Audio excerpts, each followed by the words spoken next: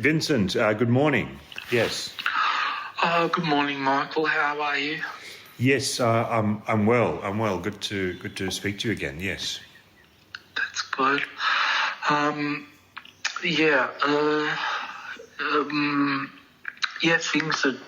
Things are tracking well, I think. Good. Although, as I explained in our last session, I have been being very self-indulgent. And part of that process has been I've been getting on the internet and purchasing a lot of products, things that make you feel good, things that smell nice, or indulgent treats. And something happened, and I wanted to run it by you. I'm not sure how to deal with it. I had to something came through, and I had to ring this provider of these things that I was buying. I had to ring them because they'd sent the wrong item. And I rang them and explained the situation. They were very helpful. And then at the end of the phone call, the person on the other end said, "And is there anything else, madam, I can help you with?" Oh, goodness. Yeah. So, do you think I have a lady voice? Well,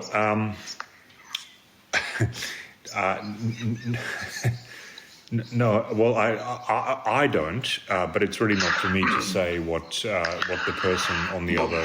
Yeah. And look, I've had a lot of jobs in the past, and I've for example, I've worked in as a in a tele call center, for example. Yes. And I know that sometimes the headphones can distort and can issue a sort of a shrill pitch when you're listening to someone. Yes. That sometimes the voice gets distorted. Okay. And, so that's what was happening, because I was so worried. I'd been lowering my voice, deliberately lowering my voice, getting it deeper and deeper. Well, I wouldn't do that. And look, sometimes these things, sometimes there's little misunderstandings, and then we dwell on them, and then they become a thing, and then. And honestly, you just look. I wouldn't. Look, I don't know. I mean, maybe I'd call them back and try not to feel anxious about it and try not. But just sort of say, look, just for the avoidance of all any doubt, I'm not a madam. I don't. Well, Yes. You referred to as madam? Was it madam? Or madam. Madam. Well, yeah. They said, "Paul, is there anything else I can help you with, madam?" Madam. Yeah. Goodness. And No, that's not right. That's not right. I went, no, nothing. And so you raised your pitch raised in response like that. Well, no wonder. Oh goodness. Yeah.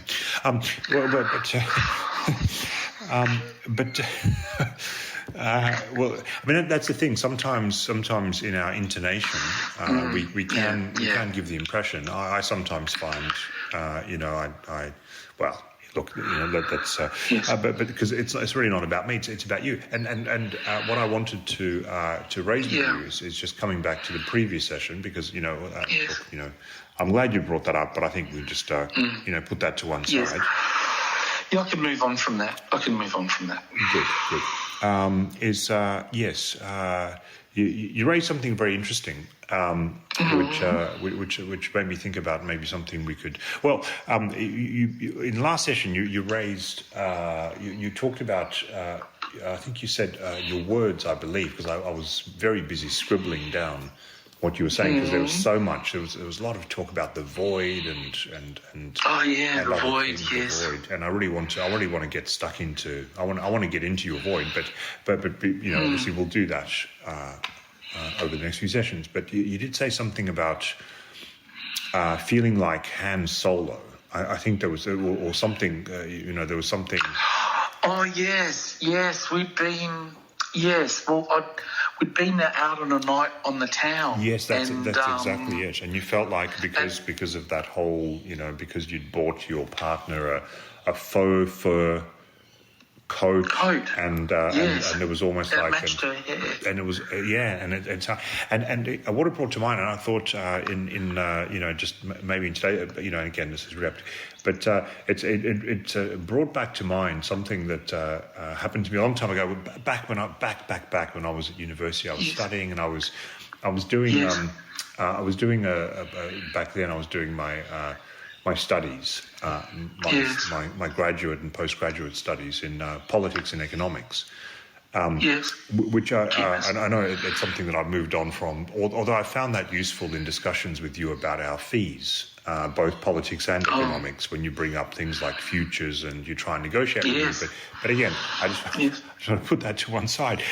But there was someone that I was studying, an Italian fellow called Antonio Gramsci, who was a Marxist, and I know that you're not a fan of the comunisti because you're a fascisti, or your family was, but now you're a fascisti. So I don't want to kind of get into all that stuff again. No. But there was a thing where there was a thing we had to talk about Antonio Gramsci, and Antonio Gramsci was a sort of a Marxist thinker in the 1920s or something. Oh God, I can't remember. It was so long ago now. Not the 1920s, but when I was doing my dissertations. And we had to talk about his thing, and he had this theory of hegemony and how the ruling class and whatever. Anyway, so I decided to do my dissertation, or one of my it wasn't even a dissertation, it was like a paper or something on the Force, Star Wars, the Force and the hegemony and the Force, and so when you mentioned Han Solo, it was like this visceral thing. It was like I'd been sliced in half by a lightsaber. Yes. It was incredible.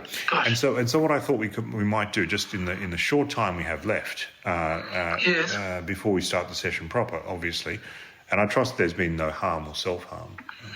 No.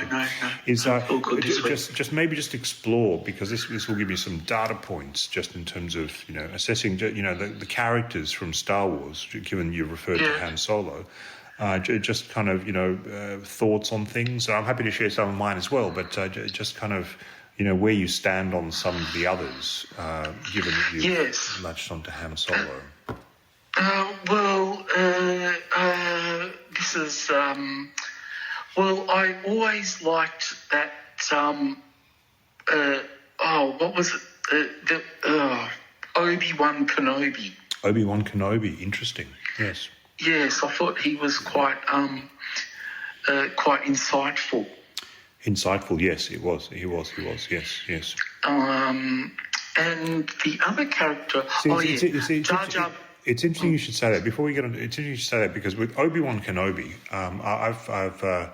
I've had some thoughts about Obi-Wan Kenobi, and I've sort of dissected. It's kind of a semantic thing, but if you dissect Obi-Wan, and of course, Obi-Wan Kenobi was played by Alec Guinness, but that was but it was like in a prequel, because the whole thing was set in the past but in the future. The whole thing was very confusing, and then the prequels came and all that sort of stuff. But Wan, which I think what's the strict definition? It's suggestive of some kind of poor health or something like that, and that is exactly Alec Guinness at that stage was towards the end of his life, and he didn't look great. He looked a bit grey, really, So it's kind of interesting, an example of nominative determinism, I would have thought, but interesting. You should pick on that one as your first. So I'll just note that down. Yes. Yeah, I just sort of I liked Darth Vader. I thought he had qualities I liked. Darth Vader, and so tell me more. Which qualities in particular? Well, I liked the black. Mm-hmm. I liked the whole black, aesthetic. Mm-hmm. I thought that was classy. Mm-hmm. He was he was a straight shooter. He just sort of spoke his mind. and spoke his unconscious thoughts as well. Well, he wasn't a straight shooter. Technically, he always used a lightsaber. And funny, you should lock onto the dark side, because in our last session we talked about colours and the colours you preferred. And one thing that's interesting, and this is very interesting, and I will definitely note this down. In the colours that you were preferring, as I mentioned to you, you're drifting from the blues. You were eschewing the blues, and you were drifting towards the reds.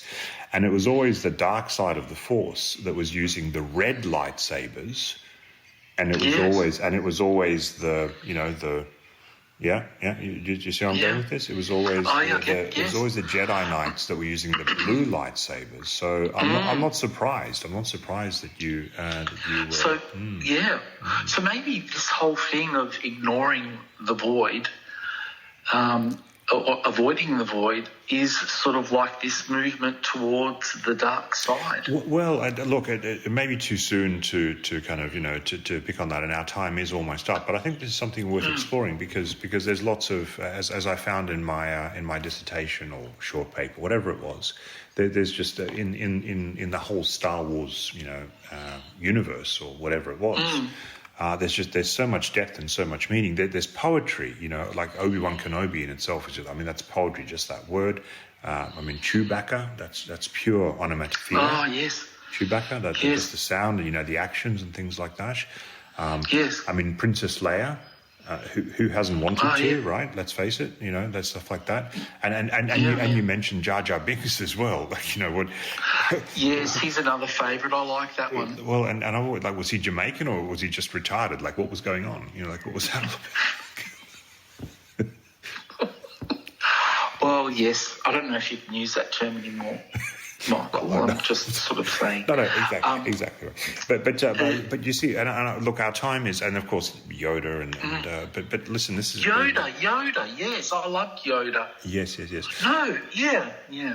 Yes, but listen, our time is up, and so but I think maybe this is maybe a thread, because it's always it's one of those techniques that and I didn't want, because again we're into sort of it's about you, but I thought I might just throw that in because it might be a good thing for us to focus, because one thing that I struggle with you, Vincent, is just being able to retain a sense of focus, and I thought this might be something for us to.